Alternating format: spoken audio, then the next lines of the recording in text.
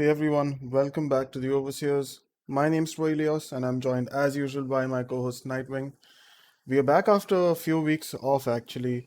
Uh, Apologies to those of you that were actually looking forward to our episode, but due to a multitude of reasons we just couldn't record.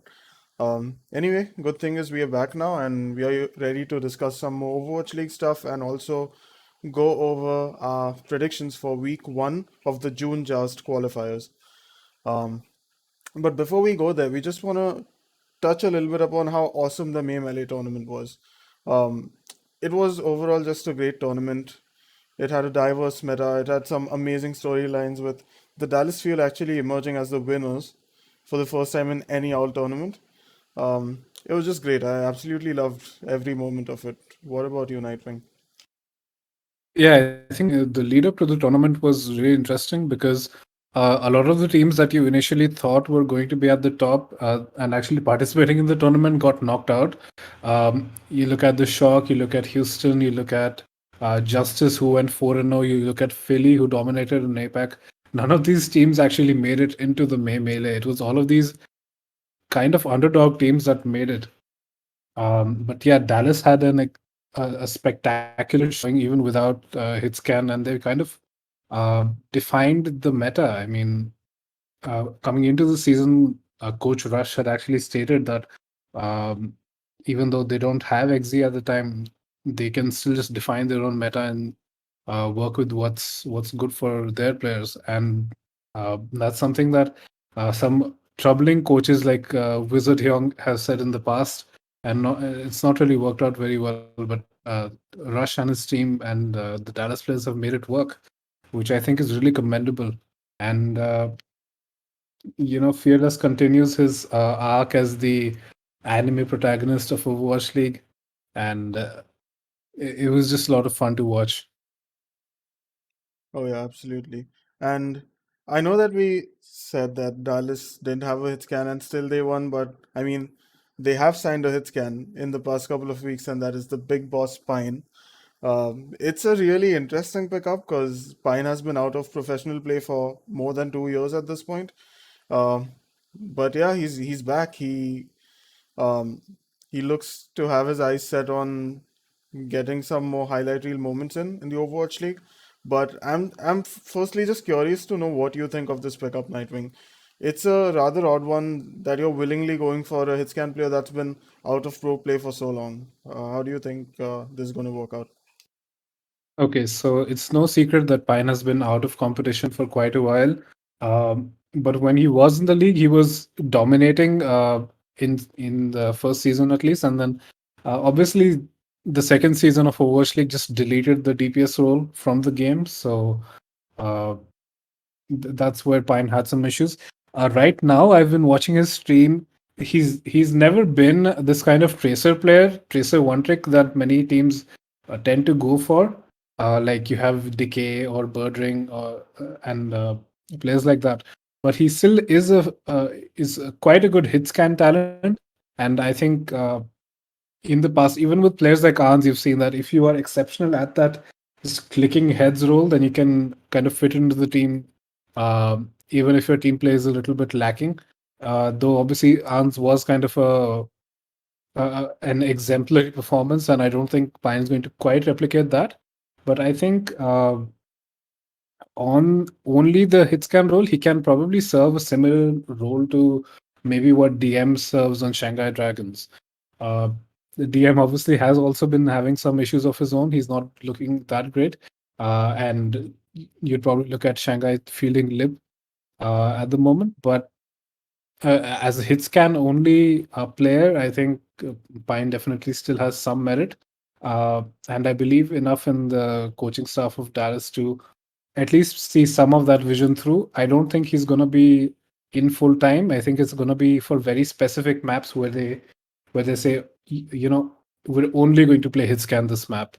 But apart from that, they still do have some amazingly flexible DPS in Sparkle and Doha. And yeah, I think Pine is just going to be more of a specialist pick.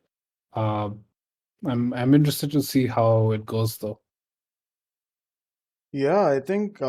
You made some really good points about him fitting into a similar role to DM and Answers. Um, this could, I think, either be a genius move or just a complete papega one, depending on how things progress throughout the season of the league. The thing is, the role Pine fits, which is that classic hit scan slash sniper role, right? With the Widowmaker, the McCree, the Ash. Um, it's a role that requires the least amount of communication. Out of all the roles in Overwatch, and I think it's the easiest role to just slot a new player in on, simply because they all they need to rely on is their aim. Of course, if you move to characters like Tracer or Sombra, they are more communication oriented. It's not just about clicking heads with them. Um, but like the role Pine Fits, sorry, English. The role Pine Fits doesn't require that kind of coordination with his team, right? They can just put him in and say that, dude, just go click heads. We'll back you up. We'll create the space you need. We'll give you the pocket that you want. And you can just, be that explosive player that you're known to be. And I honestly think that could work out because Pine's raw aim is just absolutely phenomenal. I don't think there are a lot of players who have shown us this kind of aim.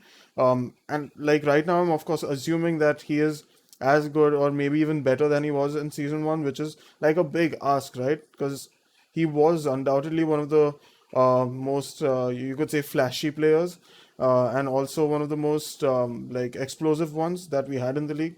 So it just remains to be seen how he compares, because the hitscan talent has just sort of power crept in the past 3 years. Um, I have been watching him stream recently, and yeah, his Tracer or his Sombra are just not really up to par at all. Honestly, it made me quite sad to watch them, but he's still good on hitscan. I wouldn't say I'm seeing uh, a complete mirror of uh, season one Pine, where he was just clicking his left and right, but he's still quite decent, and I'm interested to see how it goes in like the team play environment with Dallas. But um, I think we should level our expectations here. Uh, the likely outcome for this player is that he's not going to be absolutely explosive. It's honestly a very hard task and a very hard ask for Pine to keep up after 3 years of not competing. Uh, you look like this is only based off of kind of the merits we've seen from him in the past and the relative ease with which hitscan players can slot in, but it's still an uphill climb for Pine to really show his stuff. You look at a player like NVM, who was supposed to be a coach for the LA Valiant, but even then, he hasn't played for 3 years. And because he doesn't really have that many merits to go off of in the past, we're very low on him. So the average player would really be looking very poorly. Like his stocks would be way down coming back after 3 years since the game has evolved so much.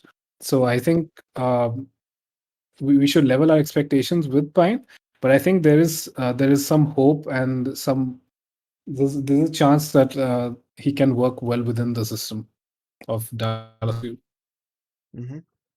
And speaking of players that work well with new systems, the Philadelphia Fusion have signed Tobi and Hotba for the full season now. So they were earlier just on temporary, I think 1 month contracts.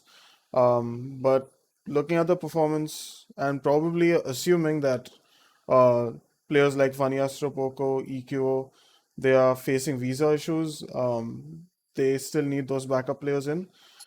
And honestly, both these players have like been integrated really well within this roster. They like Fusion was one of the most consistent teams in the APAC region. Um, so I honestly think it's a great move. What about you, Nightwing? What are your thoughts? Okay, so these players have honestly exceeded expectations a lot, and they have brought the level of this team a lot higher than what was seeming like a very dire situation uh, uh, right in the preseason, even in the week leading up to the Overwatch League's first week this season. Hmm. There was a lot of talk about the team just not clicking at all, and there were rumors about Philly even losing to teams like Valiant and Scrims. And then I believe it was reported that maybe just there was a few days left in the league starting, and then the team suddenly clicked with Toby and Hotba, and then they started doing insanely well. You look at Hotba's performance on the Diva and on the other off tanks, he's been looking phenomenal, and Toby has been gobbling up this time Funny Astro, even though that's it's more of a visa concern this time. Toby is just gobbling up main support players in the Overwatch League as usual. And Toby has almost had kind of a redemption after some people, not myself included, but some people have been kind of claiming he's washed just because of his long career in the Overwatch League. And I think it's great to see a resurgence with these players that some people had sidelined just because uh, Toby didn't look that amazing with Soul, and Hotbar didn't look that amazing with Mano, who is playing with on Philly now. Even though they did not look that great off a tank line when they were playing on the NYXL. So really happy for these players, and honestly, I'm really excited to see how this next stage, how this next tournament goes for Philly. Oh yeah, for sure. One team for which things are looking a little bit shaky is the Paris Eternal. They recently mutually parted ways with NeptuNo and signed a new main support, which is Dridro. So, for those of you that don't know, Dridro is a French player coming in from EU contenders. He was on the team New Kings most recently, and he's had some decent performances. He's got some like a decent resume in contenders, I think, to back him up. So it's going to be interesting, right? Because Neptuno, like a great veteran presence in a mostly a kind of rookie roster or like an unproven roster, he was let go. He even put out a tweet longer saying that he hadn't been playing well, but he's chilling right now apparently. Uh, Still, I think let's quickly just touch upon the Dridro pickup. What are your thoughts, Nightwing? Have you watched this guy play before?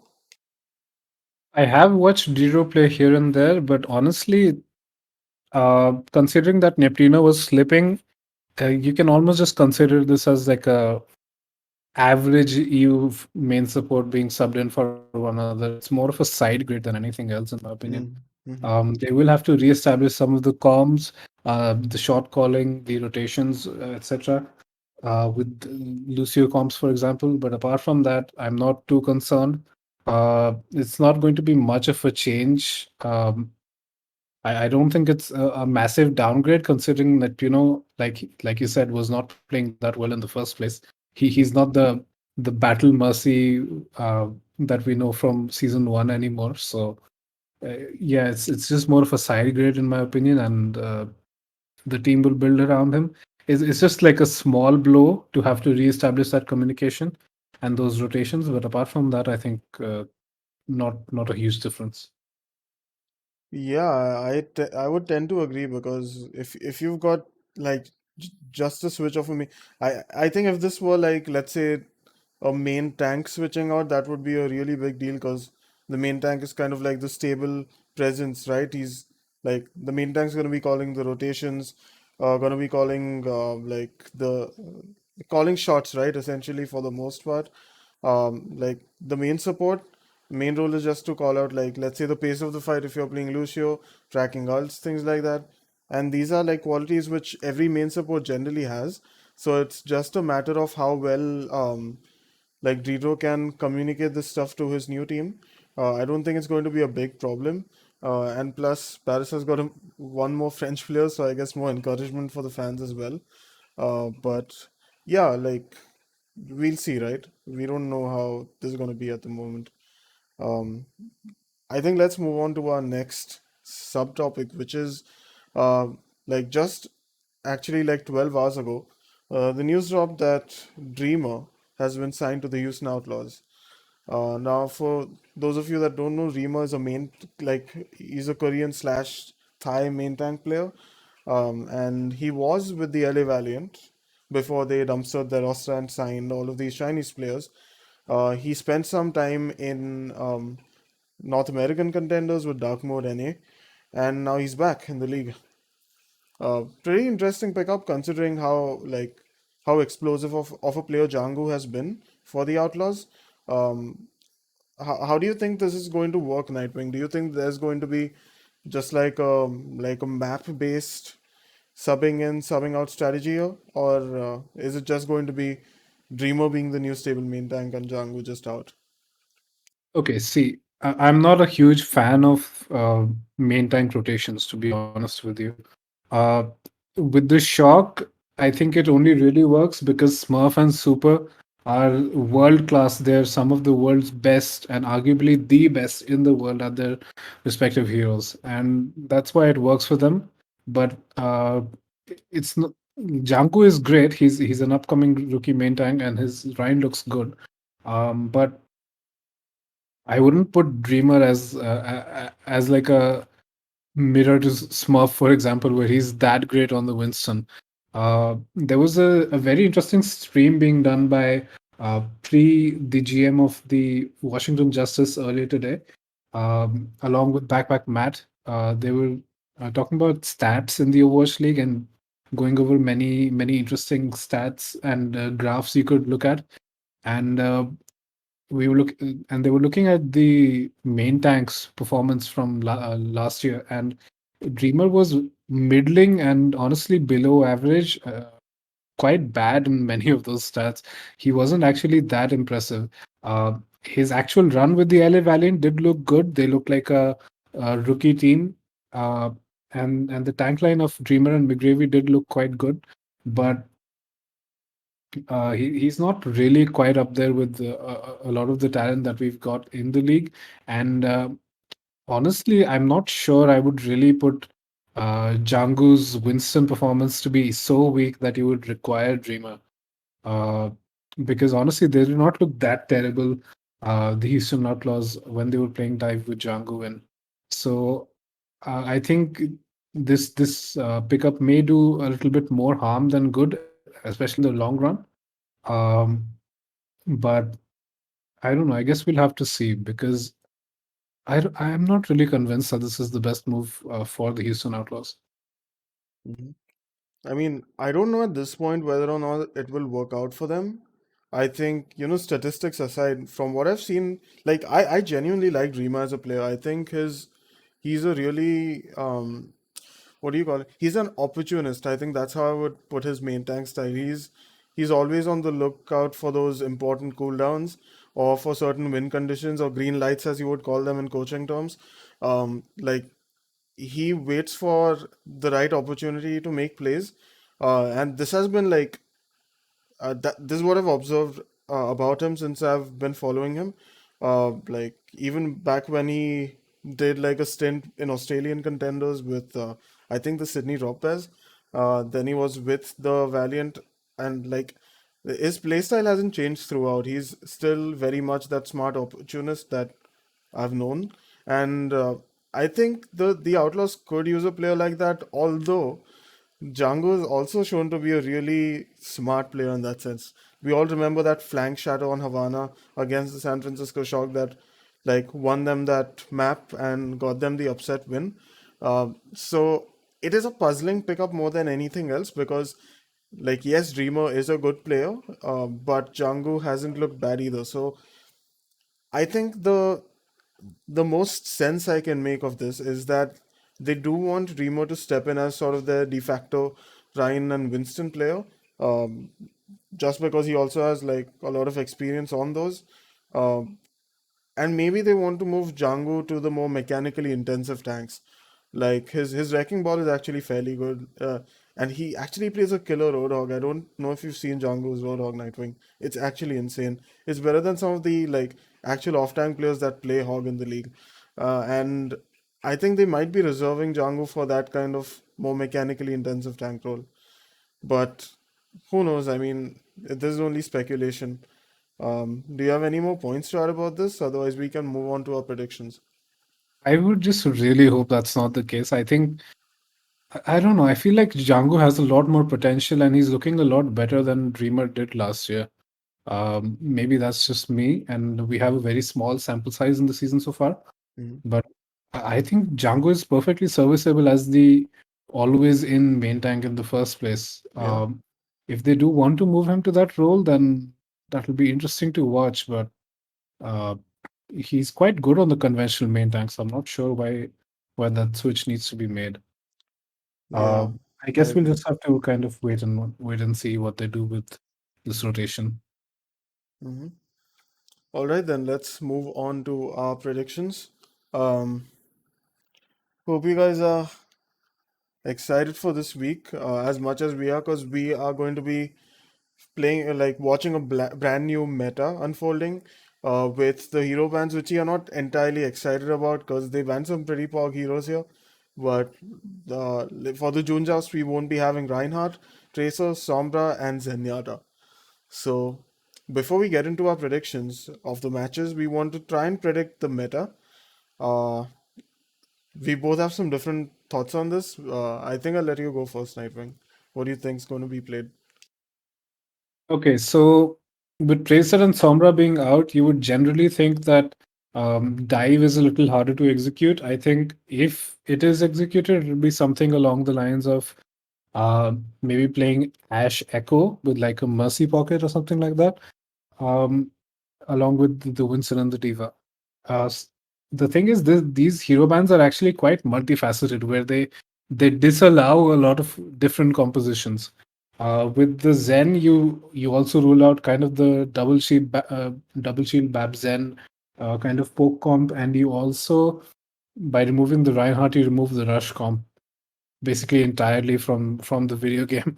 So it's going to be interesting how these teams adapt because a lot of these heroes are kind of the staple heroes of like many metas that are traditionally played in the league. So it's going to be interesting to see what really is played.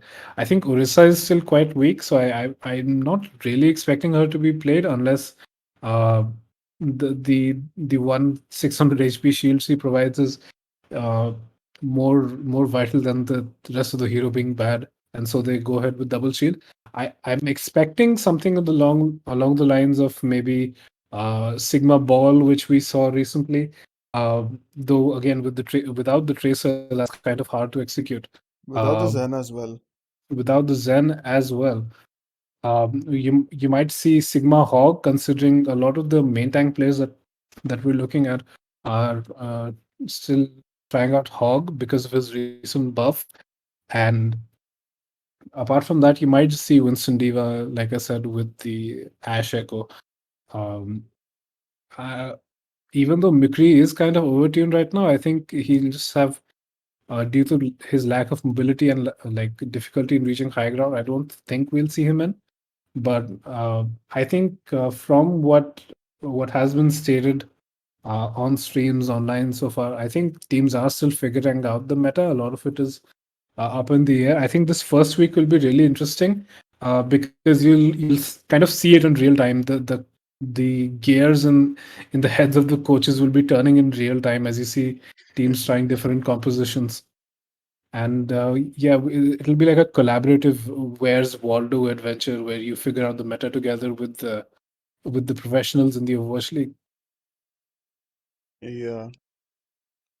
I I have a slightly different like outlook towards this. Like you did mention that um Ash Echo might be kind of what people imagine it's going to be, and I'm one of those people. I think with Tracer and Sombra being out, in general your backlines are a bit safer in general, so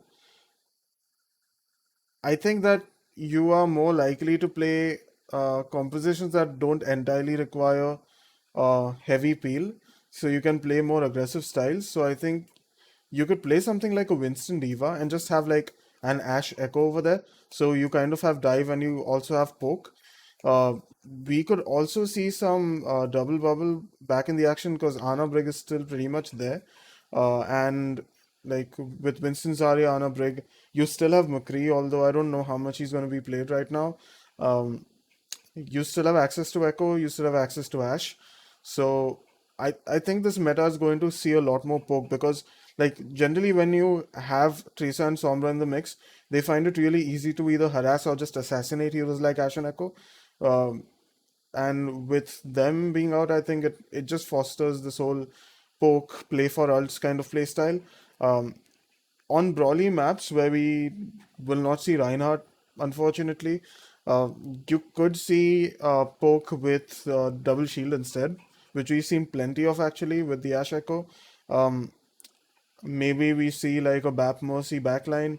I don't entirely know, but like I am leaning towards this more poke heavy style for the June Joust rather than something like Ursa Hog. I think Hog is going to be he's still going to be exploitable. I do think he has his like he can have his moments to shine against the right compositions, especially when you're, let's say, playing Winston based dive or even ball, honestly. Uh, but you still have like Ana in the mix, and Ana can just like bully Roadhog to hell and back, right? So yeah, that's my overly thought about take on the meta. Anyway, let's then talk about the predictions now, shall we? Nightwing, you ready? Yeah, let's go ahead. All right, cool. Um, we are going to be doing NA first, guys, and the first match is Paris Eternal versus the Toronto Defiant. And Nightwing and I have both predicted a 3-1 win for the Defiant. Nightwing, do you want to tell us why? Yeah, I think this one is uh, slightly closer than maybe the scoreline suggests. Uh, I think Paris have been looking like they're improving, and Toronto have been looking like they're heavily slipping. But this is going to be a meta where Paris don't play the rush, which is really the only comp they've looked decent on, and Toronto get to put Hisu and Sado on uh, potentially the dive. Nice is very comfortable on the Echo, so I think Toronto do take this. But Paris may still surprise just because they've been looking up on the come up recently. But Toronto still has the advantage. This could honestly backfire a bit for me, a bit, and just go for like a complete 3-0 because I think Toronto are quite favored in the compositional kind of matchup. But yeah, I think Paris will make it somewhat competitive. Yeah, I mean, Paris is like already established as a weaker team than Toronto at this point, and they will probably still have some growing pains from the Dridro pickup. Uh, but yeah, Toronto isn't like a super consistent team, so I definitely think Paris can steal a map from them. But then anyway, should we move on to the next spread? Uh, Yeah. that's the match between the Spitfire and the Mayhem, and both of us have gone for a 3-0 win for the Mayhem. And I think it's pretty clear, right? Spitfire has been pretty bad so far. I think they've been the worst team in NA. That's at least my take on it. I don't know if you agree with me. But they've just looked super inconsistent and messy. And sure, they've made some creative plays throughout the matches they've played, but like I mean, come on, man, it's not you contenders. Like teams are far more aware of like the kind of sneaky plays they are coming up with, and I'm just overall not impressed by Hardy leading the charge because he leads a lot of charges straight into the enemy team and he feeds his brains off. So yeah, I mean, no Reinhardt in the mix, so that might actually be a boon. But he could always just jump in as Winston or pile drive in as Wrecking Ball and still manage to feed. So who knows? But yeah, Florida's I, just way better. I'm still a bit puzzled by what happened with the timeline of the London Spitfire because I've been looking at like comparing VODs from their contenders' time and their very appalling play in the Overwatch League by comparison. And I'm not really sure what's really going wrong with the team there because they don't really seem to be in sync at all. The team did do quite well in a variety of compositions back in contenders, but so far in the league, they're not really doing anything well. And Mhm. I think just because of that, and because Mayhem did look quite good in the melee, I think Mayhem just wins this one outrightly. I think if it's, let's say, a Winston Diva, Meta, I think Morphic's Diva is also not that impressive. I think their best bet might be to try out the Ball Sigma comp, or where Hardy has his best hero might be his Ball at this point, and Morphic is somewhat proficient on the Sigma. So I think that that's something that London can hedge their bets on. But either way, I think Mayhem take this. Oh yeah. I think it's less of like poor communication for the Spitfire and more of just the fact that their plays are being noticed and caught out a lot more by like their opponents. I think London got quite cocky and like the May Melee qualifiers, they were trying out plays and like really aggressive strategies which would have worked in contenders EU, but like I don't think they get just how big of a step up the Overwatch League is compared to EU contenders of all contenders, right? So I mean, yeah, they just they need to just get their head out of the clouds, just back onto the ground, and respect their opponents and play. I think with that they can at least get a few more maps, if not more wins. But like first they just need to put out the dumpster fire and then try and win. Anyway, enough of the rant about London. Let's go to the next match, which is the Eternal versus the Justice, and both of us have picked a 3-0 for the Justice. Um, should I go first? Do you want to go first? Yeah, I mean, if you give Toronto a 3-1 and Justice beat Toronto, it's fair enough to say that you put Justice as a 3-0 against Paris. Um, this is the Justice's wheelhouse. I mean, uh, they have looked shaky on the rush comp, but Ryan is out. Um Dive is their wheelhouse. I mean, even though Decay cannot really play the Tracer, Mag still has an excellent Winston. If they do go with that Ash Echo thing we talked about, they can still get by perfectly with something like Sigma Ball, and they can even do something creative like the probably the Sigma Hog or whatever. I think the tanks for Washington are just too good to really fail in any kind of tank setup. I think their coaching does suffer or just lag behind some of the other top teams in the league.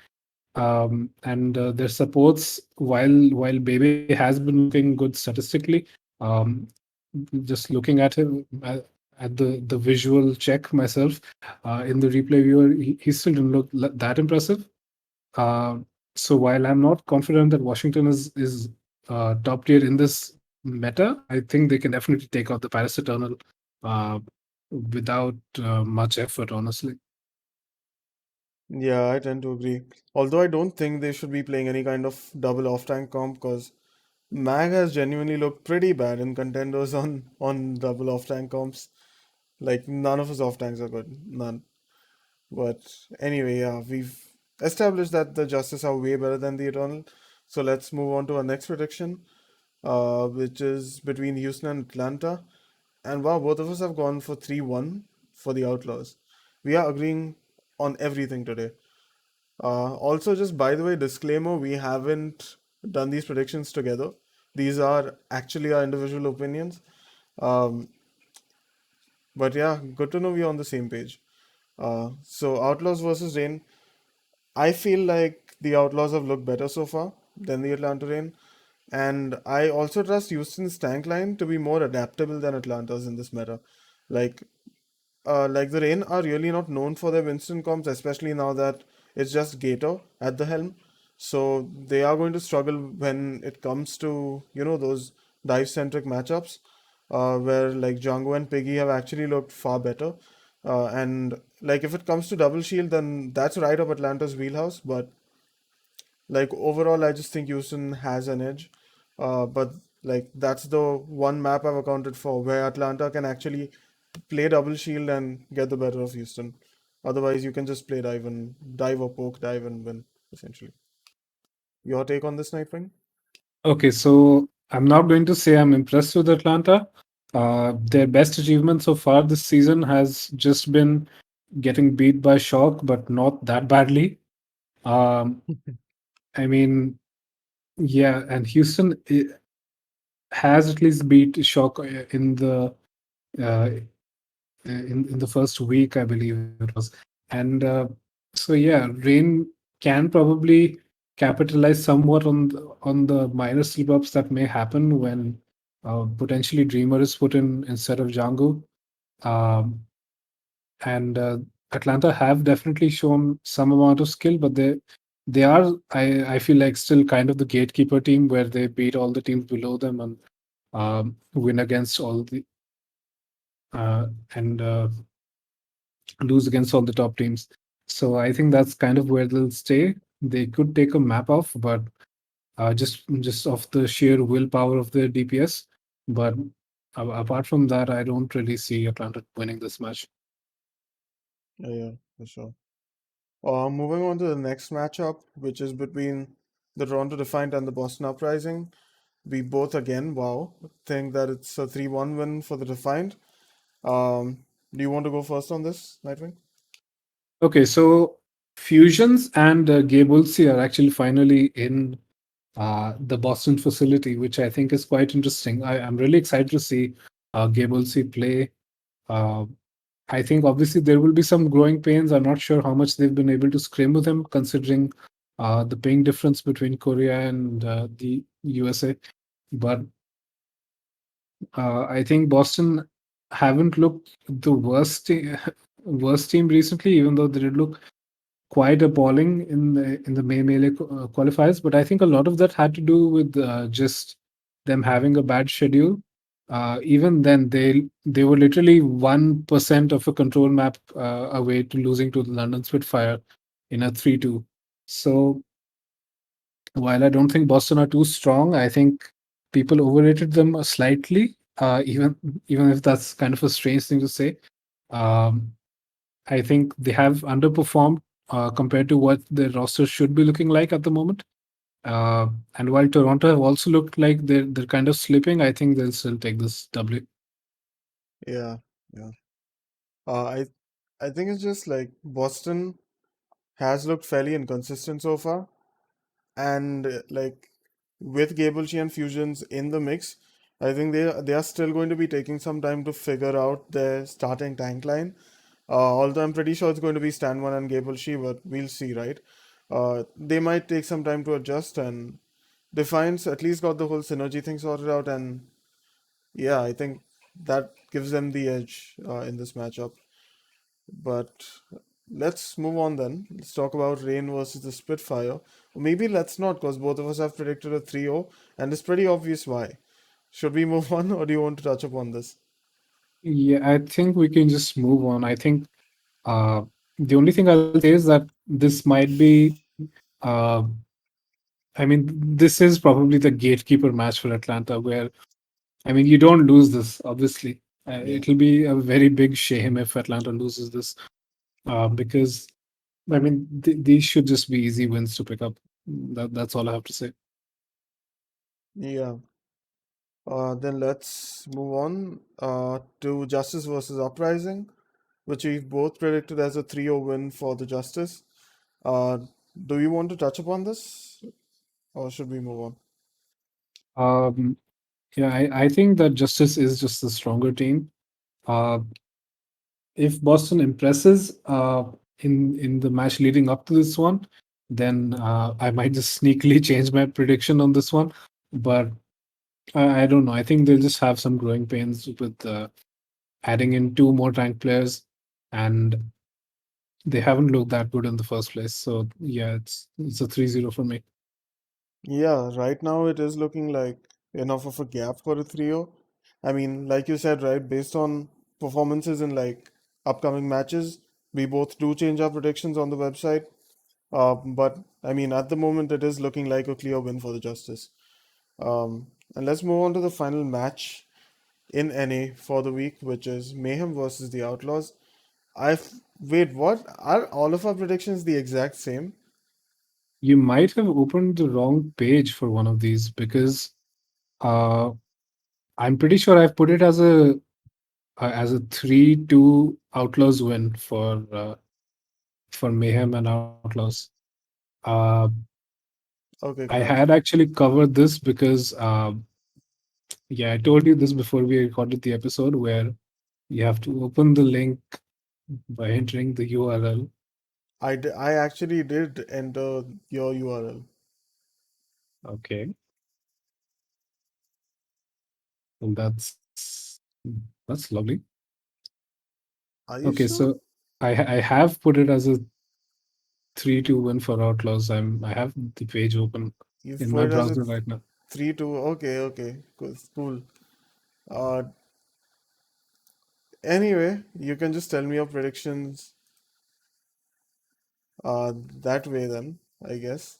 Oh, works for me. All Uh, right. So, yeah. yeah. Okay, that works. So, why do you think it'll be a 3-0 for Outlaws? I mean, for Mayhem. So, I think, like, based on my sort of read on the meta, right? I think it's going to be leaning heavily towards Winston play, since Reinhardt is out of the mix and Winston is still overall like pretty much meta right now. Um, and Mayhem, like the Mayhem roster seems to be gelling really well in those Winston centric comps, right? OG's been looking super good, and like you can just see the synergy, like throughout their team, right? The meta is right up their alley, and I think overall they've been more consistent than Houston. So, like, just this whole thing of them having like more consistency, like a friendly meta for their players, and just them being at like I won't say at the top of their game, but them having some really good showings recently. I think it's going to be like a clear win. Plus, Outlaws have a new main tank in the mix, so I don't really know how things are going to work out. So that's why it's a 3-0 for the Mayhem for me. Okay, so my reasoning behind the 3-2 win for Outlaws was just that um, I think Mayhem did have an easier time in the May Melee bracket. Uh, and if they were on the other side of the bracket, I don't think they would have made it through. It's just that uh, kind of Dallas got to eat up the other two teams, Shock and Outlaws. But if let's say Mayhem was in that same bracket, they would not have made it through. Uh, I think this meta definitely does favor Mayhem more than it does Outlaws, but I just think that they are going to struggle since Yaki cannot really carry on the Tracer. I think they'll have a bit of an issue kind of deciding between fielding Checkmate and Yaki. Uh, and honestly, I'm not too high on Checkmate. If they do end up uh, fielding Checkmate, which I'm kind of banking on in my prediction, is uh, I don't think he's looked that good, and that's where Florida will struggle. I Um, really doubt they'll put checkmate in. we'll have to see. Yeah. I think Outlaws just has a better system at the moment. Uh, Even if they do not make it to the May Melee. Uh, but yeah, we'll have to see. It's good to have differences for once. Yeah. You're sure we haven't had any differences in past predictions, right, Nightwing? I gave one map to Spitfire where you gave it a 3-0 between the Atlanta Rain and London Spitfire. Oh, okay. Yeah, it's just a pity map. I think they have some potential to bounce back, but I'm not seeing a win for them. But That's it's the only difference so far, actually. We had that's still a lot that we've agreed on. yeah. Anyway, let's move on to APAC then, which is I think just 6 matches. But the first match is Charge versus Spark, and I've predicted a 3-0 win for the Spark. What have you predicted on your end? I've predicted a 3-1 win for the Spark. Okay. Um, yeah, I think while Spark is definitely the better team here, uh, Charge can maybe show something interesting and get one map off.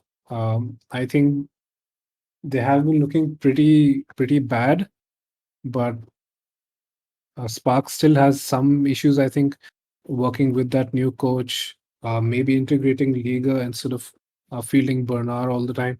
So that's something I'd actually really like to see, but I also think that's a point of weakness for the Spark. is just having too many damn players. They have 12. I mean, um, Hmm. yeah, that's the only thing.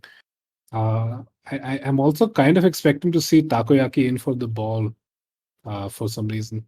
I think it'll be interesting to see what lineup they really go for uh, during these matches. Hmm. So, like, there are multiple reasons why I think Spark comes out as like a clear winner. Uh, Firstly, Charge has just looked pretty inconsistent so far.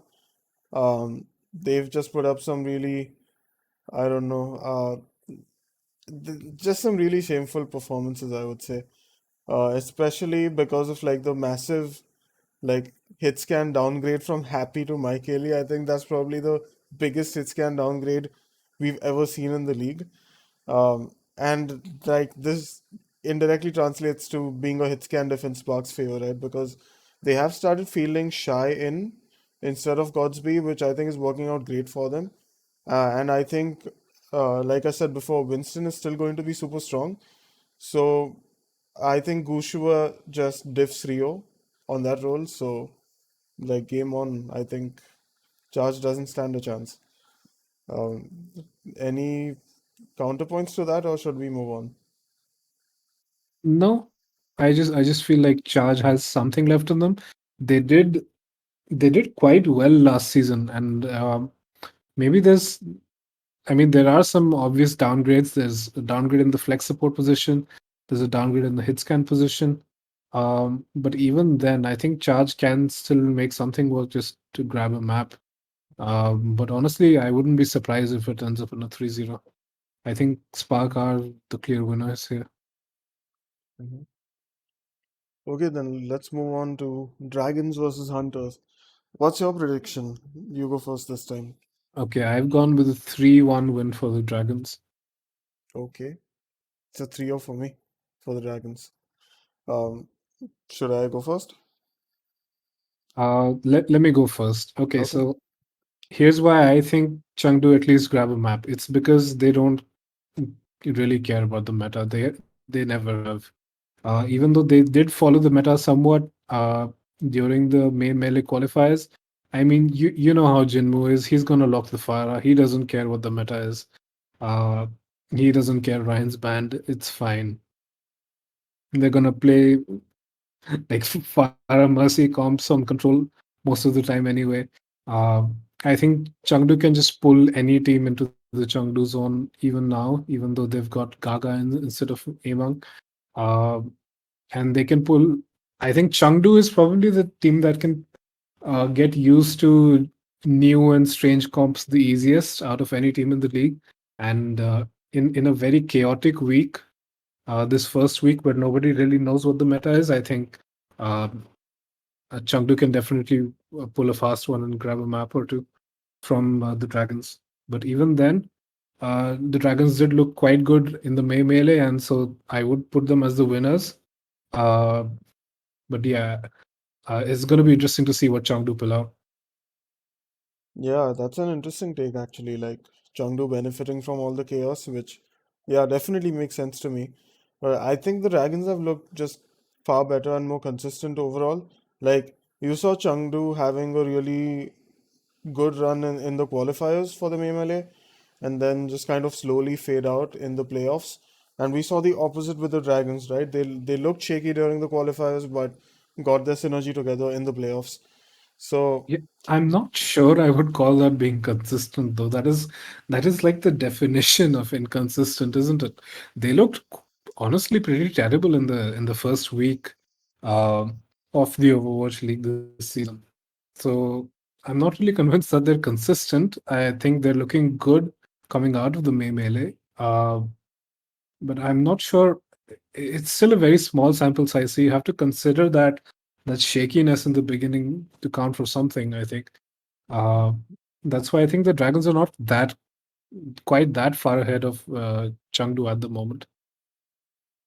fair enough. I guess I'm just like I just have more recency bias probably. That's why I'm going for like the stake. And I also think that Fate not having to play the Reinhardt is a big boon to this team. he can finally play a lot more Winston than he already has, and that's his comfort pick, right? He can, like, that's probably the only main tank hero he can currently pop off on, and like the team knows very well how to play around Winston, so it's going to be a really good meta for the Dragons in my opinion. And yeah, that's I don't think Chengdu's bad. I just think the Dragons are like significantly better at this point. But I think yeah, let's move on to the next match. Just Excelsior versus Fusion, and I think it's a 3-0 win for the Fusion. And what's your prediction? It's a 3-0 win for the Excelsior. No, I'm just kidding. It's a Yes, 3-0 please. win for Fusion. I would have just cut Um, the award, Nightwing. yeah. Uh, so Fusion, I mean, even though they got kind of just chucked out of the May Melee, they still did look amazing. And I have no reason to doubt that they'll just sweep NYXL. I think they are still the best team in APAC, even though they didn't actually get in the May Melee. Uh, so against a team like NYXL, I think it's just no competition. Yeah, pretty much agree. Let's move on to the next match then, which is Dragons versus Spark, and I think it's a 3-0 win for the Dragons. I've gone And with the 3-1 for the Dragons. okay, do you want to break it down? Yeah, I just think Spark can do something interesting with Shy on the Ash. Um, and they've got pretty good echo as well Hmm. in Architect. So they've definitely got some potential. Shanghai did kind of, their wins were not clean. I mean, any of their wins in the May Melee were not clean. They looked shaky in the first week. I think they're not kings that cannot be toppled. They went to two of their matches out of the three that they played went to 6 maps. Actually, all of their matches in the May Melee went to maps. It was quite a interesting day for the casters, where they're probably just very tired by the time they were done. It's not like Shanghai is having these clean wins at the moment, and yeah, I think Hangzhou is probably in the position to at least take a map off of them because of that. I think, yeah, I genuinely think it could be a 3-1 as well, but I don't know. Right now, I'm just a bit too high on the Dragons, I guess, but we'll see how it goes. This prediction is definitely open to change based on how both these teams play on their like for during the first matches of the week. But okay, let's go on to the next prediction, which is New York versus Guangzhou. And I think it's a 3-2 win for New York. And what about you, Nightwing? What's your take? I've gone with the 3 to win for the NYXL as well. So I went with this. Honestly, I was thinking about putting Charge ahead, even though they didn't look that great earlier. But just reading up on kind of what the players for NYXL were thinking while they were kind of finishing up their matches, these a lot of these players are still newbies, and a lot of them had this very shaky mental coming into those matches. I think now NYXL has kind of had the time to understand kind of the pressure that comes with playing in the Overwatch League. They've kind of gotten their players settled a bit better. I'm hoping, and they should be able to take this match. And even on just an individual level, I still think the players are quite good on the NYXL. Um, I think it's going to be a close match.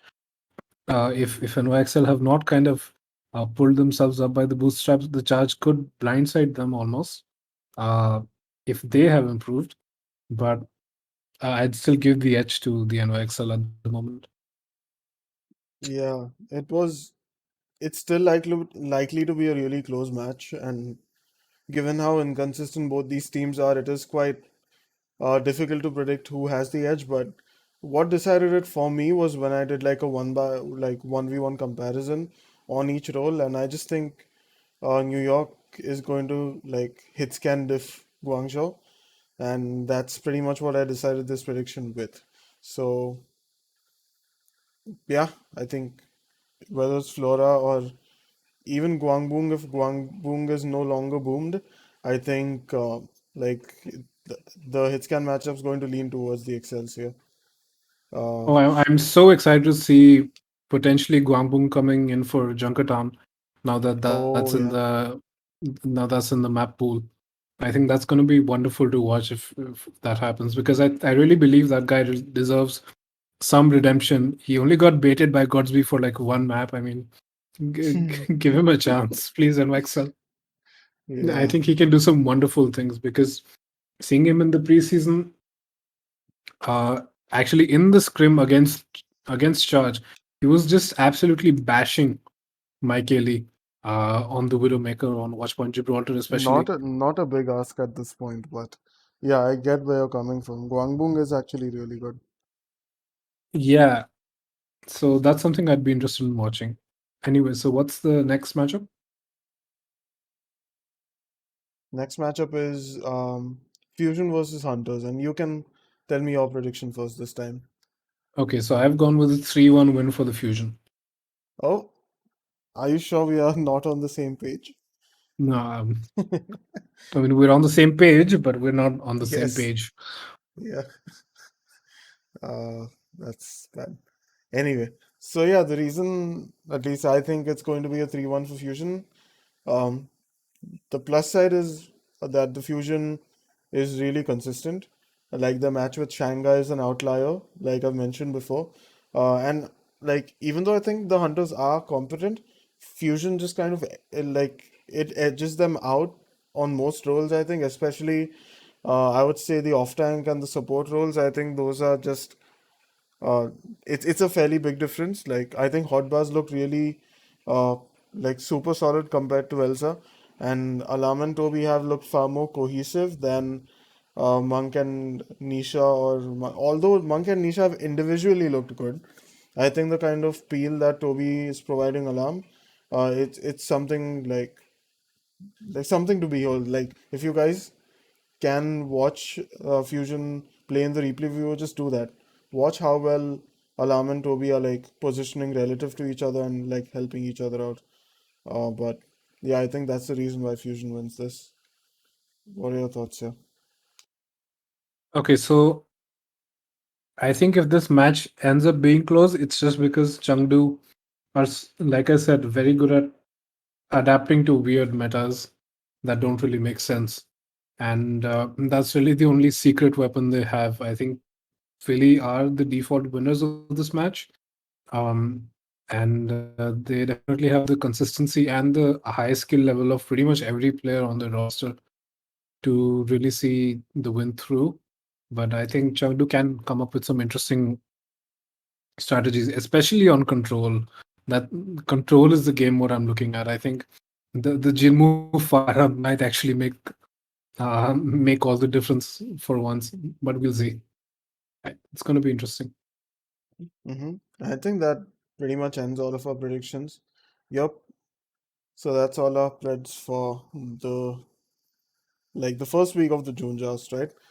Um, any final thoughts before we end the episode, Nightwing? Uh, for the Overwatch League, I think it's just going to be interesting to see how this meta forms.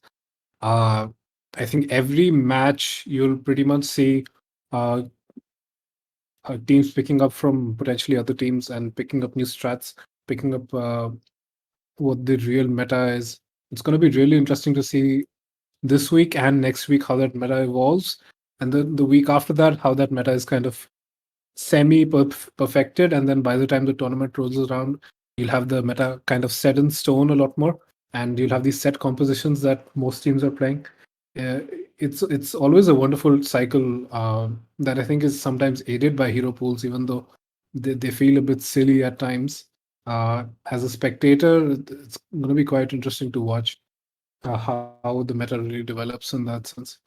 Um, Apart from that, uh, we're actually going to watch the Overwatch 2 live stream that the devs are going to hold quite shortly after this, after we're Yeah, done recording this episode. in So like that's going half to an be hour. interesting.